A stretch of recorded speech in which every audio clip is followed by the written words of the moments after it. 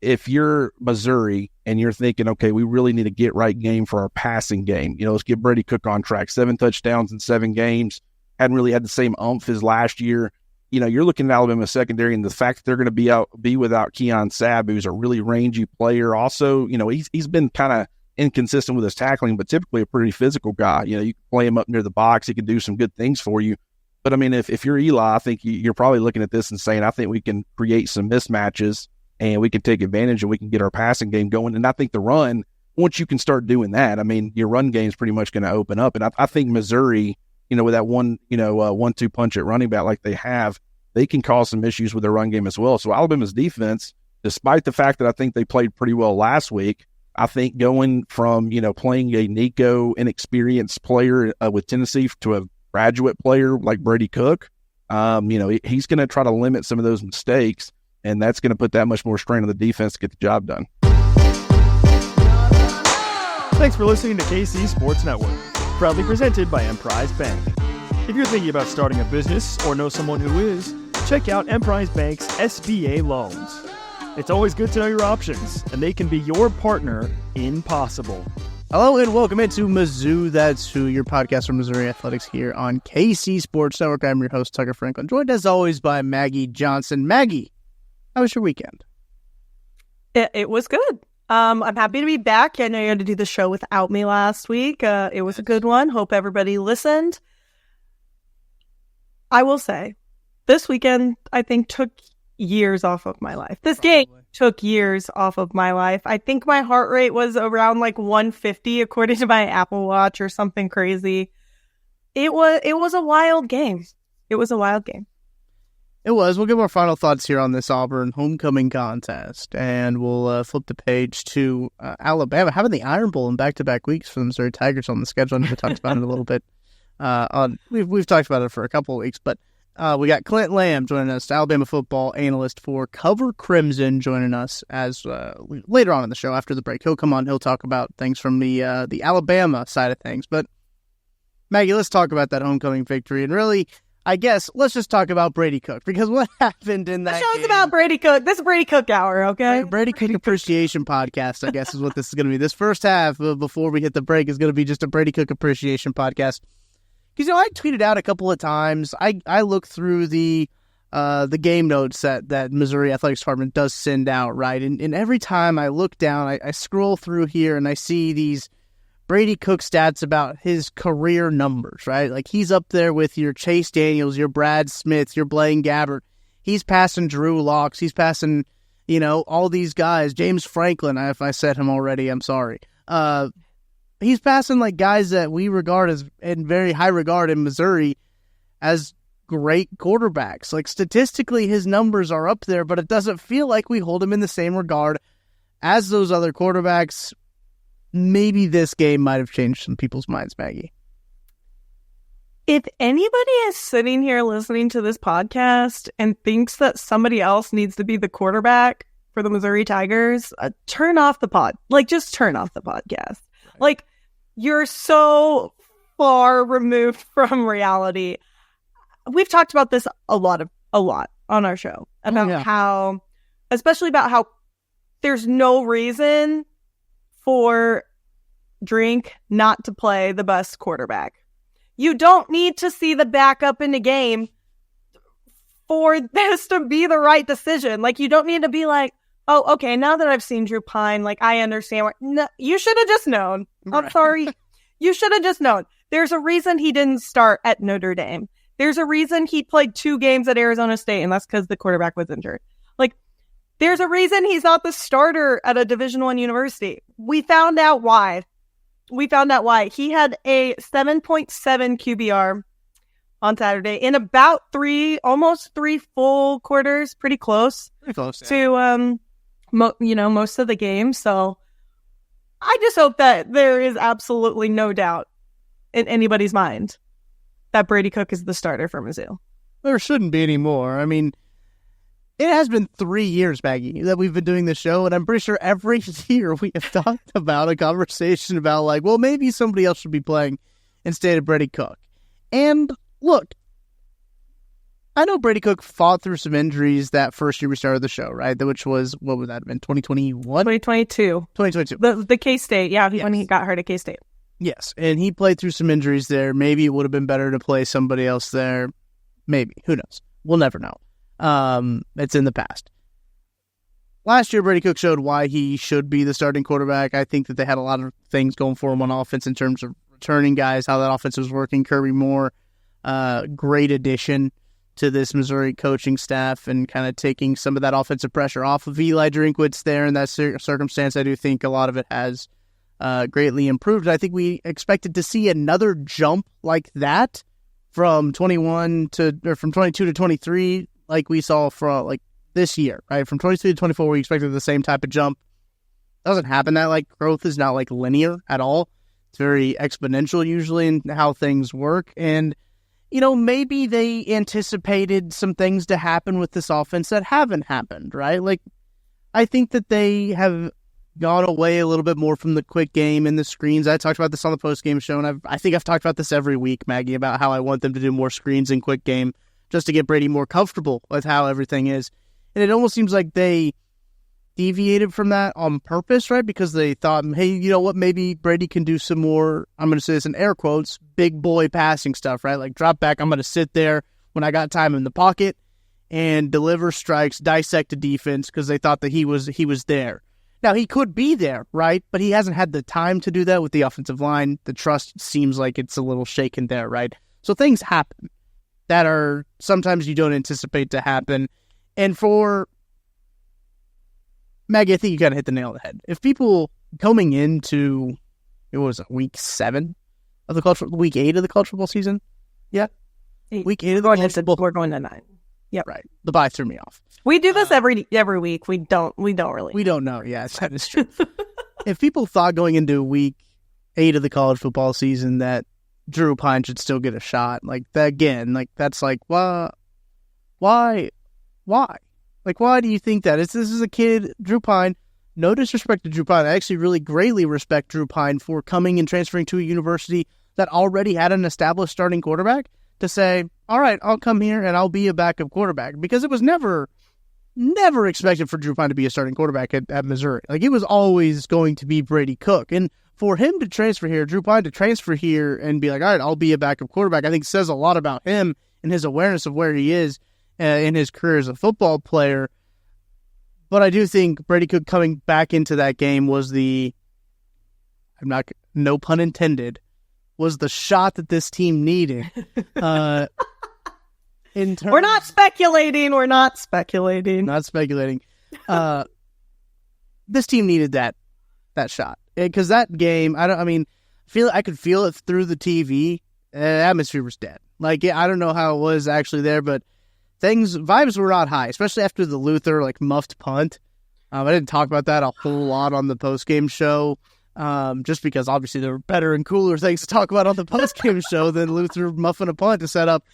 It seemed bleak after that, Maggie. I don't know how it felt in the stadium, but after that it was this offense can't move the football, and Auburn is getting bounces to go their way that Missouri kind of needed to go their way. And it did not seem like Missouri was going to win that football game at that point. Okay, so after the first blown coverage that felt very similar to games of the Boston College and Vanderbilt, we were only down 10-3. And, we don't have our quarterback in at this point, but you just need something good to happen. The defense is playing well. You just need something good to happen. Then that muffed putt happens. And my heart sank. I don't know at that point how you come back from 17-3. Not saying that we haven't come back from, we came back against Kentucky last year. Situation, though, yeah. Yeah, exactly. Auburn is sitting here needing a win. Desperate for a win. And it just seems like we're not desperate for anything. And it's kind of felt that way throughout the first 7 games, right? And then we see Brady run out. And I'd never seen that stadium really jolt to life like that. There's there's been defensive drives and you've been loud and things like that, but I think everybody in that moment was like, okay, we kind of have a chance here. And then, that pass to Mookie happens, which was, not a crazy pass or anything. It's a pretty short yard gain pass. And Mookie makes something happen, which I don't think he's gained enough credit in this game for doing that and making that happen. And I really wanted him to get that touchdown. Like, I think he deserved that touchdown, but, we punched in from the one or the two. But the way that the fans got around Brady in that moment, if this does not, because we've talked about how we think that maybe his confidence is low. If this does not flip that confidence around and be that game that shoots upward, we're not going to find it. It's not going to happen this year if that wasn't the game. Yeah, I think that this is a huge. I think a lot of the guys at the podium and even afterwards in the locker room were even saying like, this is the turning point of the season. And I think, look, I think I even talked about that on last week's podcast about like this game is pivotal for Missouri. If they lose this game, nothing good can happen if they lose this game, and they still got everything in front of them if they win this game, type of deal. Alabama this week, right? So it's like, if you beat Alabama, that's awesome. I mean, Missouri is 2-5 versus Bama. Checking my notes here, only games Missouri has won were in 1975 and in 1968.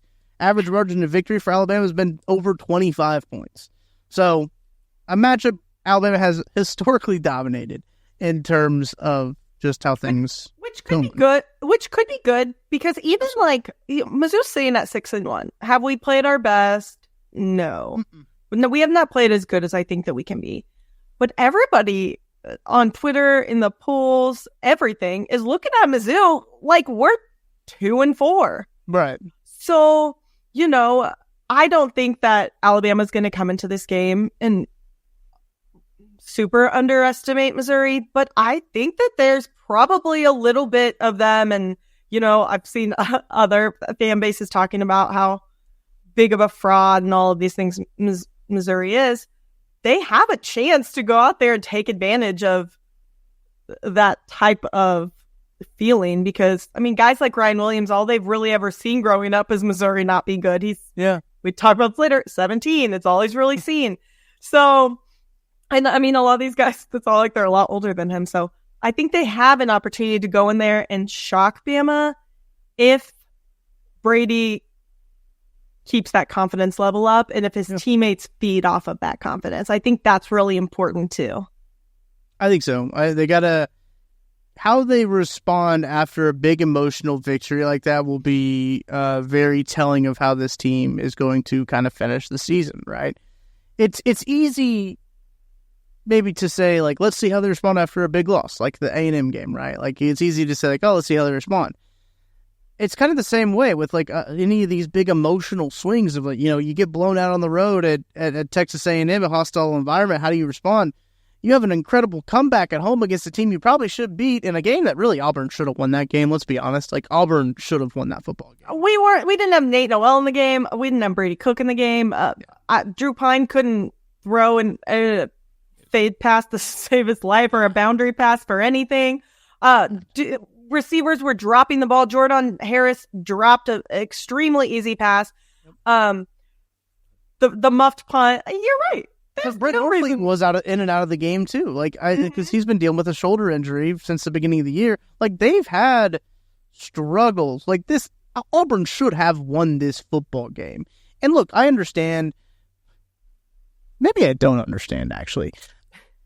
Missouri falling in the AP poll is scoreboard watching. Is 100% what that is. Nobody, like, really understood, like, the context of that game, that their starting quarterback was in the hospital for 3/4 of that game, then came back and they won the football game.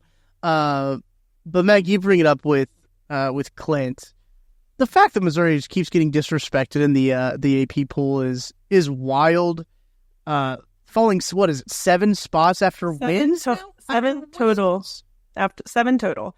Fought 4 to Vandy, 1 to Boston College, and 2 to Auburn. And And for me, we understand. I got to repeat this again because I know there's going to be people in the comments that are mad that we're talking about the AP poll. And we know that the AP poll doesn't matter and the CFP poll is the only poll that matters. But when that CFP poll comes out, they're going to be looking, those voters are going to pay attention to the AP poll. It's not like they're just going to completely be fresh-minded and be like, oh, the fact that Mizzou dropped this much to Vandy, they're going to look, they're going to at least reference it. So I think it's okay for us to like talk about our frustrations with it because that's what it is. I said this 2 weeks ago. It's just frustrating, especially when you compare it to Oklahoma came back and scored against Auburn, I think with like 4 minutes left in that game, and they went up 2 spots in the poll. Right. Oklahoma is not good. Like they're not good. And just treating it differently, and we talked about this a little bit with Clint, it's the name on the shirt, talking about the name on the front of the chest, like it just matters so much. We're not going to get that benefit of the doubt. We really have to go into Alabama and play our best game, offensively and defensively. And props to the defense, because I think the defense played great. Oh, the majority of the game, besides the busted coverage. And I will say, there was a I can't remember what time, when I typed this tweet out, right? I didn't end up tweeting it, I deleted it, because I had typed this whole tweet out about like, look, I'm not even upset about the defense because the offense is legitimately giving them no time to rest. Like the offense was going 3 and out, defense thrown back out there. Look, plays happen when you're out there for as many times as you are as the Missouri defense. It is what it is. So like I had a short leash, I think, of the way I was watching that game for the Missouri defense, just because considering the situation. I mean, I have been impressed by the defense. I mean, outside of the A&M game, which they gave up. Yeah, that game is still like kind of baffling to me. That game was bad, and like that's a burn the tape game. You shouldn't watch it again. Like that's still bad. I don't know if I've ever seen a Missouri team play, or a recent Missouri team, an Eli Drinkwitz's team, play that poorly. The only other one I can remember is 2021 2021 Tennessee. It was in Columbia, and that one, and the K-State one was pretty bad in 2022 as well, but that is true. Yeah, it was just one of those games where it was just like, wow, like that was, I don't feel like that was indicative of this team at all, as we've kind of seen them going. But big day on November 5th. Make sure you set your dates. Make sure you go out and you watch the selection committee make their first college football playoff poll. Nothing else happening on November 5th, I don't think, by the way. But which will not happen. We will not even need to pay attention if we do not beat Alabama this weekend. That is true. Let me run through some of these stats here from the Missouri Athletic Department just to get them out there for you before we take a break and we get to our interview with Clint Lamb, Alabama football analyst for Cover Crimson. Follow him on Twitter at Clint R. Lamb. Eli Drinkwitz earned a 6th career victory when trailing entering the 4th quarter. I thought that was a crazy stat. The 11-point deficit entering the final frame marked MU's largest 4th quarter comeback victory since November 19th. And then 2011, when the Tigers came back from 14 versus Texas Tech. Eli Drinkwitz also became the first head coach in program history to clinch bowl eligibility in his first 5 seasons. I thought that one was pretty impressive as well. Yeah, that is impressive. And going down to Missouri's drive here, let's see, I just had that one. Oh, yes, their decisive drive was Mizzou's longest in terms of play since November 19th of 2022 versus New Mexico State, and its longest drive in terms of yards that happened in October 29th of 2022 versus South Carolina. Long drive, iced the game up, sealed the game up. Props to Auburn's punter, who was, I think, one of the best players on their team. He pinned us pretty deep quite a few times, didn't really punt it into the end zone on those punts. So, I mean, you got to give, props where it's due. And the rest of that was just on, Brady Cook and kind of Auburn's defense as well. Luther Burden also was the 12th Tiger in program history to have 2,000 receiving yards. And he has 2,027, passing Emmanuel Hall to move into 11th place in Mizzou's career receiving yards leaderboard. I believe Missouri is one of 14 FBS teams to feature 2 2,000-yard receivers, that other one being Theo Weiss. They joined Arkansas and Ole Miss as the only 3 SEC offenses to have that honor as well. So, Mizzou's offense, Arkansas's offense, and Ole Miss's offense. They're all the same. Yeah, it's what we all expected. Yeah, they're all the same. Also, before we started recording this podcast, Maggie, I saw this come up on Missouri's website that Chase Daniel has been named to the 2024 SEC Football Legends class. And I've noticed these things. They've done it multiple times. I'm pretty sure Chase Kaufman is in there. I think it's because if you only do people that were in the SEC for Mizzou, you have very limited choices. Yeah. Mizzou's SEC Football Legends. Let me read them to you. In 2012, they brought in Johnny Rowland. 2013, Phil Bradley. 2014, Kellen Winslow. 2015, Roger Worley. So they started with the hits early. The SEC did. Let's just bring in all the hits. 2016, Justin Smith. 2017, Brad Smith. 2018, Devin West. 2019, Jeremy Macklin. 2022, Gary Pinkel. 2023, Chase Kaufman. 2024, Chase Daniel. SEC did not honor football legends classes in 20 and 21. I wonder what happened those years. But I just thought it was funny that Chase Daniel, and it looks like on the picture that they used to announce this, Maggie, a certain logo seems to be photoshopped out of it on his jersey. Didn't they used to wear a Big 12 logo? Oh, I'm sure. I can't, off the top of my head, can't remember, but I would be shocked if they didn't. I'm going to look up I'm just going to Google Chase Daniel Mizzou and see, if this logo is where I think it is, it's definitely been photoshopped out of it. I wonder when they're going to start taking players that actually played in the SEC. No, it wasn't. I don't think. Yeah, that's a good question. Because you could probably put...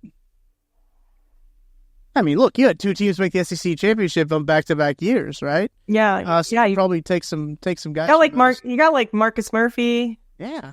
As an option. I mean, you Henry Josie, James Franklin. I mean, you got, I think, Henry Josie. Well, yeah. It would have been the tail end of it. Yeah, but he still would have been on those teams. Okay. So, I mean, you've got guys that you could take. So, it's, yeah. They didn't wear a Big 12 logo on their chest. I was wrong. That's actually shocking. I was kind of surprised by that because we were ready to get on out of there. I guess. My Chase Daniel, they were already playing on it. Right. No, I just thought that was interesting that a quarterback that played his whole career in the Big 12 is being honored by the SEC as a legend. Look, we've seen this with other conferences too. Didn't the ACC tweet something out about Katie Ledecky with Stanford Swim? There's it's shout out Katie Ledecky, ACC strong or something like that. Just wait a second. Well, whenever Desiree Reed Francois won athletic director of the year, is this whole thing on University of Arizona's page, and I'm like, yeah. Okay, well, she didn't win any of that while she was with you. Right. Whatever you say. Yeah. I guess maybe it's us taking credit for having 1 year of Michael Porter Jr., who never really played at all, and we're yeah, Mizzou, great. Jordan Clarkson's kind of the same way, too. But at least Jordan Clarkson played. Yeah, he played a lot. I mean, he was only a year, though, right? A year, yeah. Him and, who was Jabari Brown. Jabari Brown, that's right. Oh, gosh. I'm not mentally ready for basketball to start. I don't know about you, Maggie. I'm just not mentally there. No. We still got a lot to play for in football. Yeah. Go into this game, take care of business. And I read this on Power Mizzou, and I think Gabe was right. If you don't win this game, playoffs out. Yeah. But you still have the opportunity to win 10 games, have a decent season. There's only a handful of games. I mean, maybe, I don't remember what it said on there as 7 or 9 years that Mizzou's won 9+ games. So you still have an opportunity to have a good season. Not a great season, but a good season. The thing is if this weekend doesn't go as we want it to go, still come out and support Mizzou.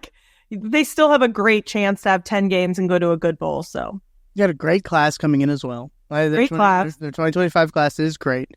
Faro's been awesome. I wish people stood up more, but that's just a personal complaint. So yeah, it's full though. I was at the Auburn game. It was a great environment I say Auburn. I meant Vanderbilt. Yeah. I was at the Vanderbilt game, and I thought it was a great atmosphere for a game that was supposedly a cupcake game, right? And you say in air quotes, you're not circling Vanderbilt when you get the schedule. You're like, I want to go to that one. Yeah. I still thought it was a really good atmosphere for it. But looking at the schedule ahead, I mean, after the Alabama game, there's a bye week, the last bye week for Missouri. Then they have OU, and OU is severely underperformed, and they have not played well. And I think it's a really good spot for Missouri to get a good win. Again, that's a flex time of 2:30 to 3:30 or 5 to 7, which insane. The SEC is doing this, by the way. I think it's so dumb. I don't know. College game day will not be coming to this game, by the way. College game day will not be coming to any games at Missouri. No. As well.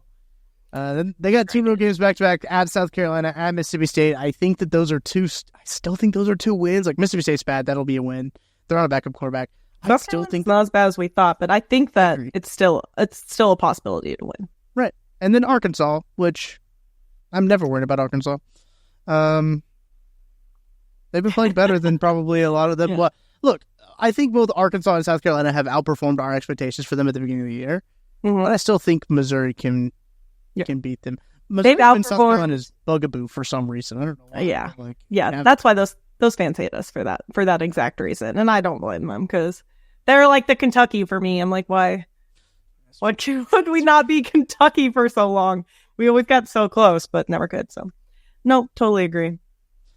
All right, let's take a break. On the other side, we'll be joined by Clint Lamb. He's the Alabama football analyst for Cover Crimson. They do good work there. Cover Crimson. Go check them out on YouTube, wherever you get your podcast. You can follow him on Twitter at Clint R. Lamb.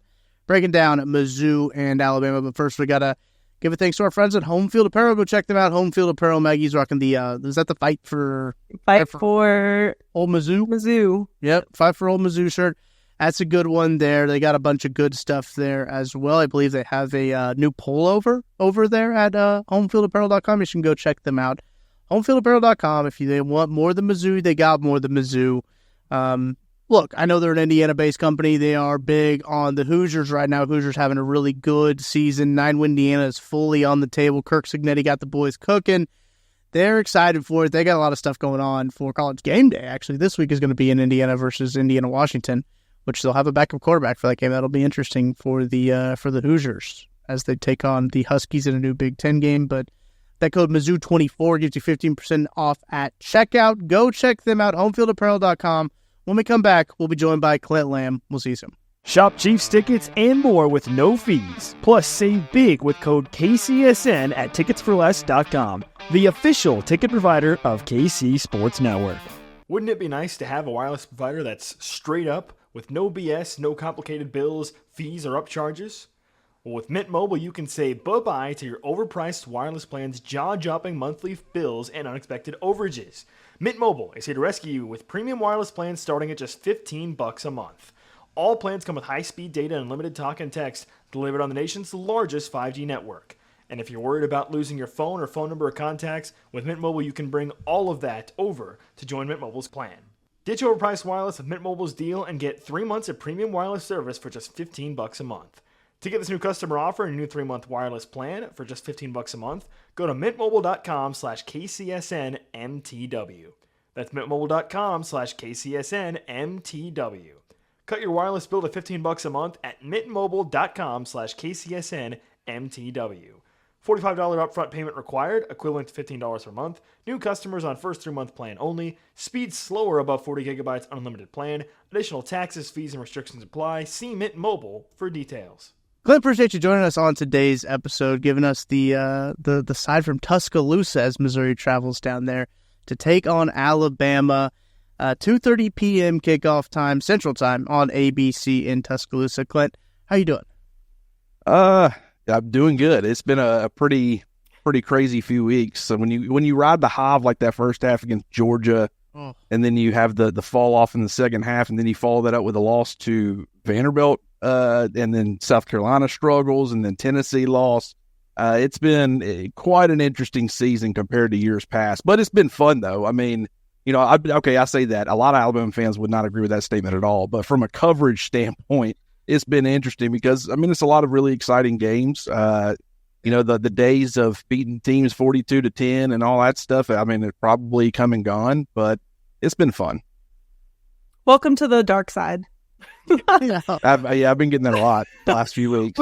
We know these feelings all too much. We actually have lost once this season, 41-10. So we understand. But no, I'm looking forward to it. I'll be in Tuscaloosa this weekend, so I'm looking forward to hopefully a better game than the A&M game. I'm just hoping that Alabama's not coming with like vengeance. I don't know. They've been coming with vengeance for weeks, according to a lot of people, and then it gets to Saturday and it's quite the opposite. So I've just stopped assuming that there's going to be any sort of that get right game where it's like everybody comes out firing on all cylinders. But it's still a really good Alabama team, and it can click at any moment, just like it really can from Missouri. Like I don't think people realize. I mean, obviously you guys do. I mean, where y'all season started, kind of compared to how y'all played, has actually been in some ways similar to Alabama. And so at any point it could really start to click for like Missouri's offense, for example. I think that's kind of been for me watching you guys, and I'm sure you guys have talked about it at length. Well, it's been kind of surprising, compared to expectations. But I mean, at any point they can turn it on just like Alabama can. It's going to be a really interesting matchup. Historically, it's been a pretty one-sided matchup history when you look at how things have gone. But Clint, I just want to know the vibes going on down there in Tuscaloosa. Obviously, with Nick Saban retiring, you got Kalen DeBoer in there for the first year. I've seen things online. I don't know how indicative it is of how the temperature really is down in Tuscaloosa, but online it doesn't seem like things are going too great for the Tide fans down there. But how is just the vibe down there in Tuscaloosa right now?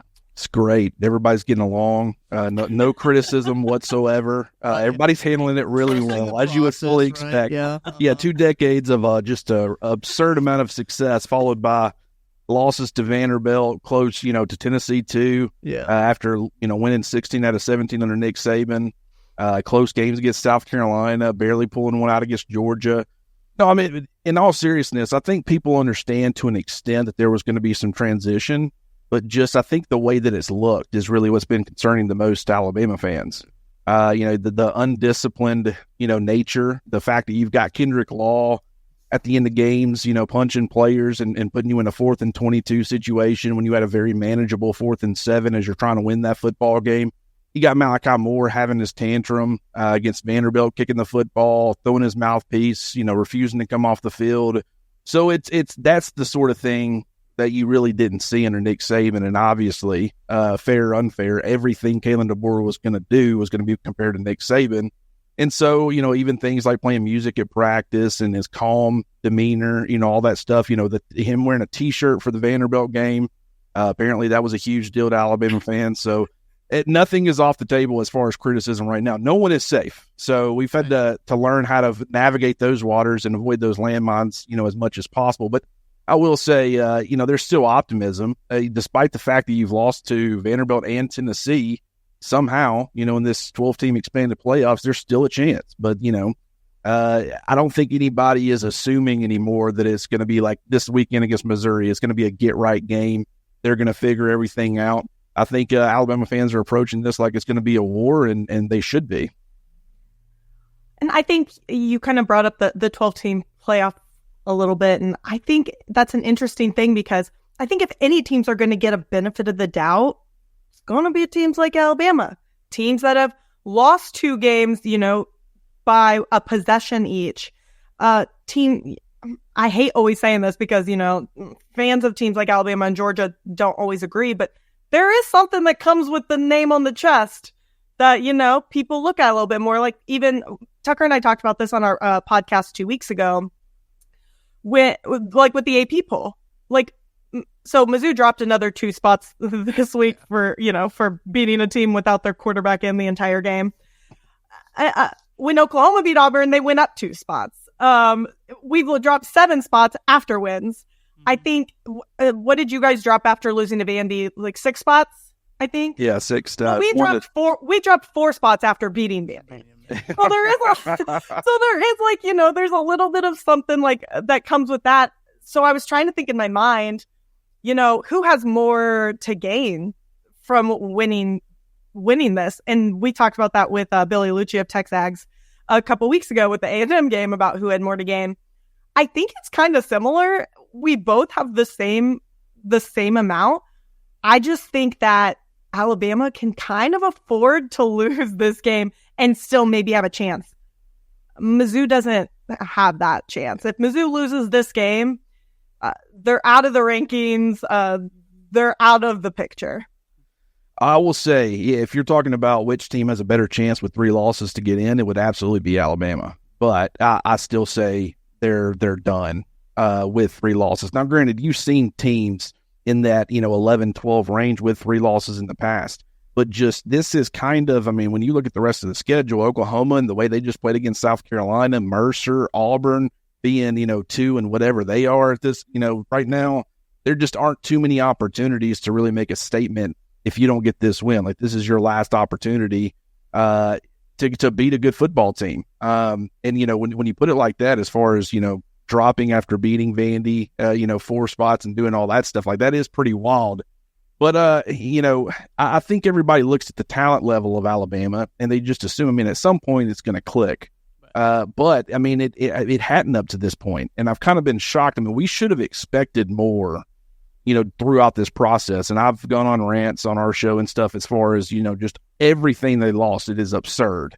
Running backs, receivers, offensive linemen, defensive linemen, the secondary completely depleted, only 1 returning cornerback, from last year's team, a bunch of transfers, bunch of freshmen, safeties like Caleb Downs and Jalen Key and Jake Pope and Christian Story. Just a lot of turnover in the secondary. And so, with the new coaching staff, new, philosophy, schemes, approaches, all those different things, it was always going to take some time. I just think that the way Alabama's been playing has been the biggest surprise. And the fact that we all thought they could really rely on the offense. We thought there would be some transition, Nick Saban no longer being their defense. And it really hadn't been that way. Like against South Carolina, there were some serious red flags. Against Vanderbilt, 35 points in 17 and a half minutes of football. You couldn't really ask any more of the offense than that. But I will say they really haven't had the ability to control the football much. It's been very boom or bust, explosive plays and all that stuff. But just the consistency has been really an issue for most of the year. But, I will say, against Tennessee, the fact that they cannot get anything out of their offense, I understand it's a hostile environment. If this game was, at Missouri, I think it'd be a much more concerning thing for the offense. A lot of fans are hoping getting back in front of your home crowd, not having to deal with those issues. Maybe you can get some stuff going and get some confidence back. But, it's been very different this year. And I will say, when, back to your question about who would stand to benefit, I think Alabama fans, considering Nick Saban only lost 3 games post 2007, only 1 time in his entire career. If you let Kalen DeBoer come in here and do that in year 1, especially before we even hit November, I don't know what the scene's going to be like in Tuscaloosa, but it's not going to be good. No.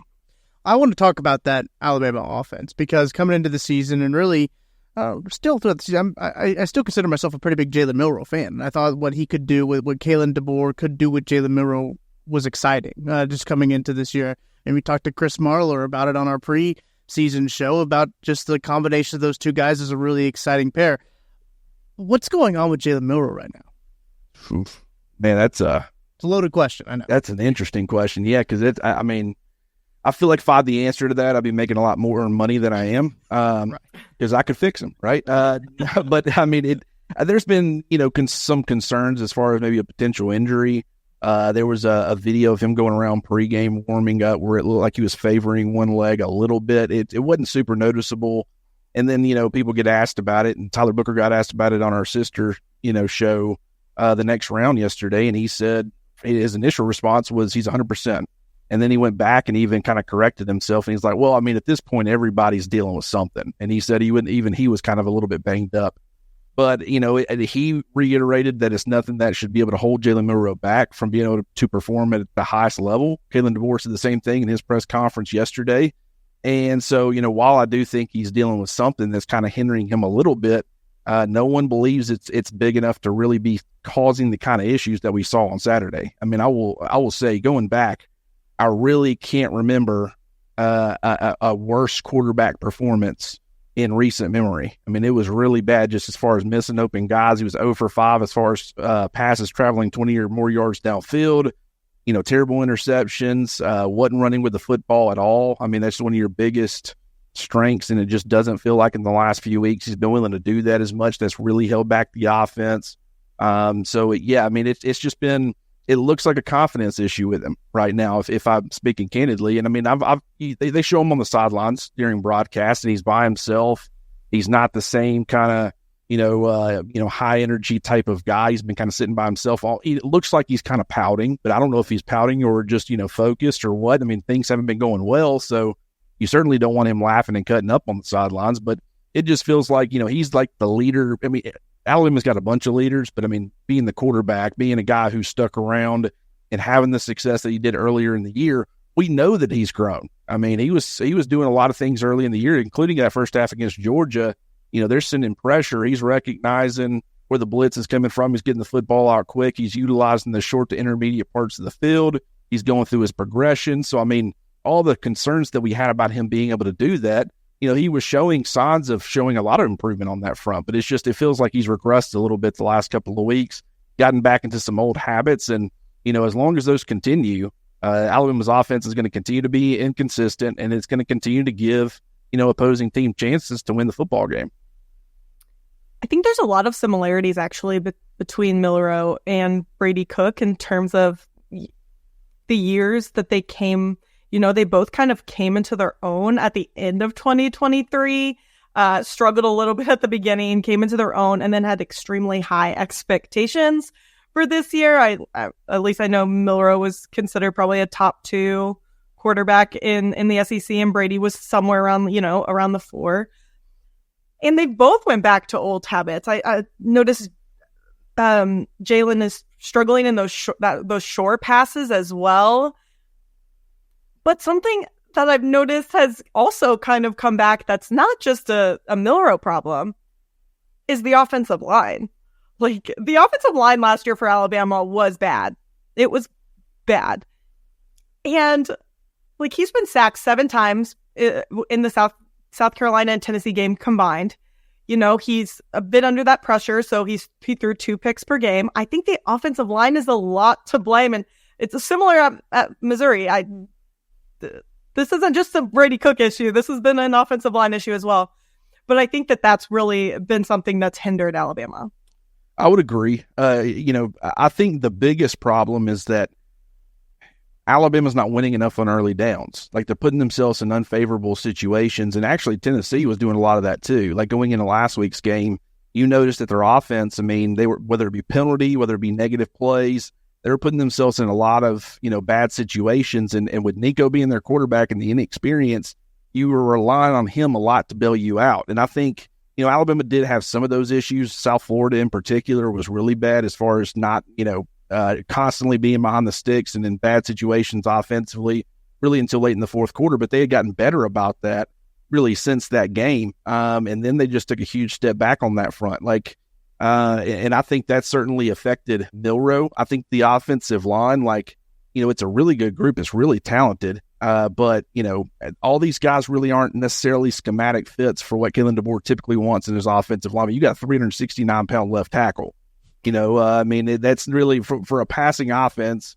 That's really not what you want or look for. But at the same time, Caden Proctor's a good player, but you got to help him out. You got to have early down success, and that takes him too. If he's not getting the job done in the run game, which I think Alabama's lack of commitment to the traditional run has been a major issue. I just don't think the offense has really flowed like it should.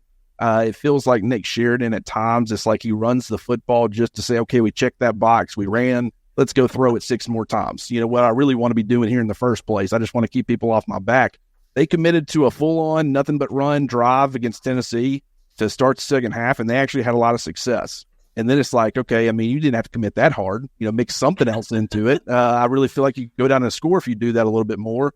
But then he gets away from it again. So I think it's just, for whatever reason, whether it be, guys being banged up, whether it be guys, situations where your mind may be getting right, whether it be lack of flow, just the offense in general has not looked good. And the offensive line, I don't think against South Carolina's pass rush, those 2 defensive ends, but then they got, that interior defensive lineman who's a really great complementary piece as well.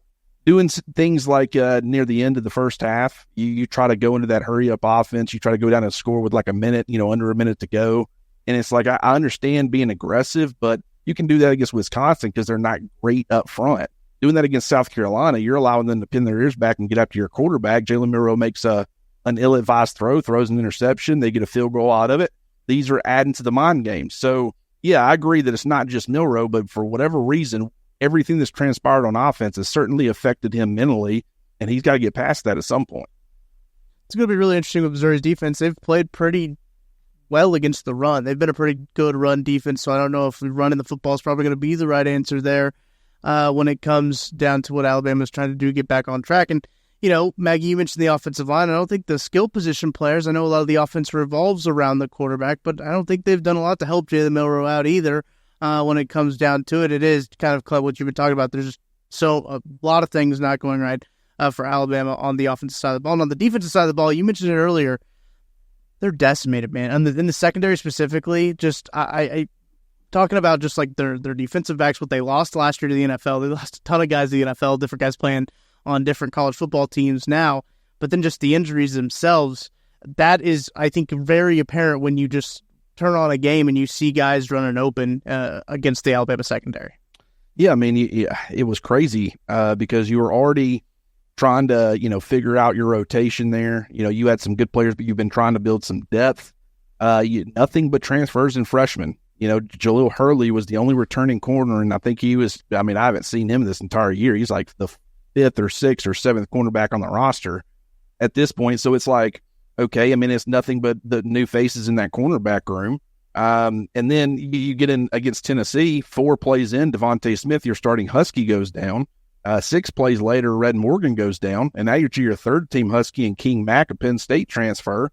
And then Xavier Brown, 15 plays in, one of your starting cornerbacks, he goes down. So at one point, you got like Damani Jackson, the USC transfer. You got Deshaun Jones, Wake Forest transfer, and Jalen Mbakwe, a freshman, rotating at the other cornerback spot. You had your third-team Husky. Keon Sabb came in and out of the lineup. He's not going to be available for this game. He's got a lower body injury. He's been a really good player for Alabama after transferring in from Michigan. But then you got your second-team safety and Bray Hubbard coming in. I thought he actually played pretty well. Very balanced option, played quarterback exclusively in high school. And then, he's been transitioning to safety, and he's really picked it up being a redshirt freshman. But, still your second-team guy. That's less depth you have. And then you got Malachi Moore, who's just been around for forever. So he's at least one, piece that you can kind of bank on and rely on. But otherwise, it's not that there's not talent. All those guys are extremely talented. They're 5 stars. They're 4 stars. But just from an experience standpoint, from working together, from playing in the system, just not a whole lot of familiarity. And it caused some issues for Alabama down the stretch, which, I think everybody's given them issues this entire year. It's not just when guys got banged up. But the further you have to work into that depth, the more easier it's going to become for everybody else. So you're 100% right. And, when you talk about Luther Burden, 5% of his snaps in the slot, I'm looking, it sounds like that Devontae Smith and Red Morgan are going to be available to play. Kalen DeBoer said we'll have to see, but if they have to work King Mack again, I like him a lot long term, but just, and I think, he was put in some tough situations last week, but a guy like Luther Burden, man, he can cause you some problems. Theo Weiss too. I mean, both of them, but just, I've been looking at that slot matchup probably the most. No, I was going to bring up the run game versus the pass game as well. Tucker kind of, beat me to it. I think a key for Alabama, to win this game is going to be stopping the run game. And because a lot of teams have kind of been cheating it a little bit. You saw they don't give up very many rush yards, like overall the whole season, but that number's gone up a little bit, the past 3 games, especially with Tennessee. So it'll definitely be interesting to see if Missouri decides to go that route and really pound the ball, because the pass game hasn't really been working for us that much either. I think the other thing is going to be if Bama's secondary can stop the yards after catch. I will say this, and I'm drawing a blank on his name. Shane Beamer, after the South Carolina game, when you've got Lenora Sillers as your quarterback and an extremely talented player, but the athlete playing the quarterback position right now, lacking a lot of the nuance to be consistent and successful. When you exit that game and you tell people going into it, you felt very good about, some of your matchups out on the perimeter and your ability to stretch vertically and do all that stuff. when you're South Carolina saying that, everybody's going into games against Alabama saying that. So I completely agree with you. That would make sense. But if you're Missouri and you're thinking, okay, we really need a get right game for our passing game, let's get Brady Cook on track. 7 touchdowns in 7 games. Hadn't really had the same umph as last year. You're looking at Alabama secondary, and the fact that they're going to be without Keon Sabb, who's a really rangy player. Also, he's been kind of inconsistent with his tackling, but typically a pretty physical guy. You can play him up near the box. He can do some good things for you. But I mean, if you're Eli, I think you're probably looking at this and saying, I think we can create some mismatches and we can take advantage and we can get our passing game going. And I think the run, once you can start doing that, I mean, your run game is pretty much going to open up. And I think Missouri, with that 1-2 punch at running back like they have, they can cause some issues with their run game as well. So Alabama's defense, despite the fact that I think they played pretty well last week, I think going from, playing a Nico inexperienced player with Tennessee to a graduate player like Brady Cook, he's going to try to limit some of those mistakes, and that's going to put that much more strain on the defense to get the job done. Last one from me, Clint. Appreciate you hopping on here, spending some time with us here, talking about this matchup. But just what are your expectations for Saturday? What do you expect that 2:30 Central Time, 3:30 Eastern rolls around? What do you expect to see from this matchup? Oh, that is a great question. Because I've kind of all expectations have kind of just gone out the window. Whatever I get, and I'm not shocked by it anymore. Right. I guess the most shocking thing for me would be if the offense and the defense at the same time got on the same page and really started playing complementary football, because that has been a massive problem. I actually thought Alabama had a really good game plan defensively going into Tennessee, really, generated some turnovers, did what they needed to do. Offense couldn't capitalize on any of it. And then there's been other games where it's like, offense is scoring 35 points in 17 and a half minutes of football, and the defense can't get a stop to save his life, can't get off the field on third downs. It's 17, 18 play drives. So it's that has been a massive problem for Alabama. It's just the offense and the defense getting on the same page at the same time. If they could do that, then I think they are one of the better teams in the country. I've gotten to a point where I'm not going to expect that anymore because we just haven't seen it. So with some of the issues that Missouri has had, but also some of the problems that they can present, I would expect this to be a good game. And South Carolina was a good game. Vanderbilt was a good game. I mean, for Alabama hadn't been blown out by anybody, right? I mean, they've lost, but they've all been good games. I would expect this to be the same. I understand. I will say, I was watching that Auburn game, and Missouri did look rough for the first, especially the first half. But what I will say is that Alabama's done the exact same kind of thing. Like I said, it's kind of strange how they've been similar in some of those ways. So I'm expecting a good game, a fun matchup. And at the end of the day, I mean, obviously, with it being Alabama, I would probably pick Alabama, but as far as spread, I think that's a little bit difficult to decide one way or the other right now. My last question for you. Is it true that Ryan Williams is 17? I know that. I've heard it a time or two, but I just wasn't sure.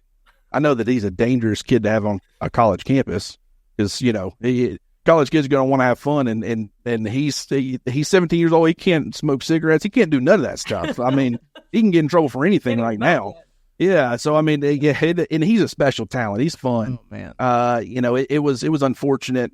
I thought Jalen Milroe kind of left him hanging a couple of times and put him in a situation where he took some big hits against Tennessee. And to his credit, he's 170 pounds, but he really didn't let that stuff affect him. Great mindset. He'll have fun off the field.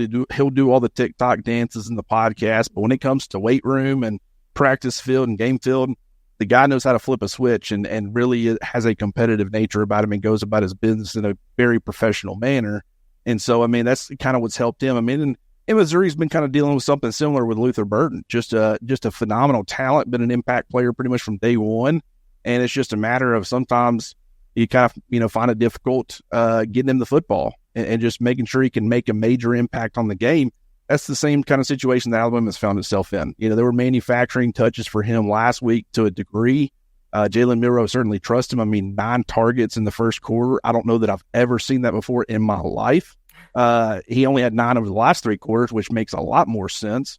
But, he's a special player and someone that, I'm sure Missouri will have to do some things. And Jeremy Bernard's doing some really good things on the other side, being kind of that veteran presence. But 17 years old, man, I will be excited for next year when we can finally get off of that, because that has been, so as someone that covers Alabama, I get, I get, and I even find myself doing it. That's the problem, is I hate it a ton. And then you're talking about, you're like, man, this guy's 17. He just did it. It's like, I'm just looking forward to when he turns 18, everybody's celebrating.